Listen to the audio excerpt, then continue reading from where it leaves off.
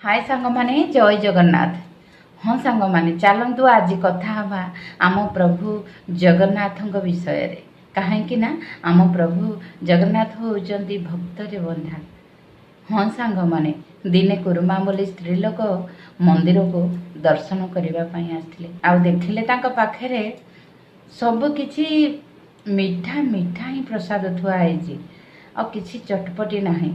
से तो माछ वाली ना माछ बिकती एते भाव विभोल हो जाइए जे कहले मु माछ भाजिकी नहीं जीवी तो दिने माछ भजा नहीं कि जगन्नाथ पाखक गले से कदली पत्र गुड़े बांधिकी नहीं जाइछंदी।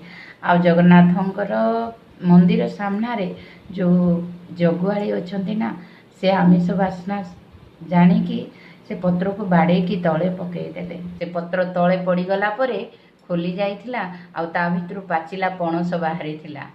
से स्त्री लोक देखिकी आश्चर्य हो गले आउ ताकू उठेकी लेकी भगवान को पाखरे भोग लगेबे बोली पठेदेले। पाचिला पणस को ग्रहण कले। से दिनठू से कुरुमा बोली स्त्री लोक माछ बिकाली ना सी निरामिष खाइले आउ भगवानकर जड़े बड़ भक्त हो गले। आउ से दिनठू कहती जे कुरुमा बोली माछ भिकारी स्त्री लोक हाथरू भगवान आमिष भक्षण करथिले बोली।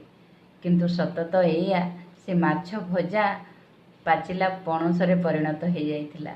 ये भक्त प्रति आम जगन्नाथंकर भाव। जय जगन्नाथ।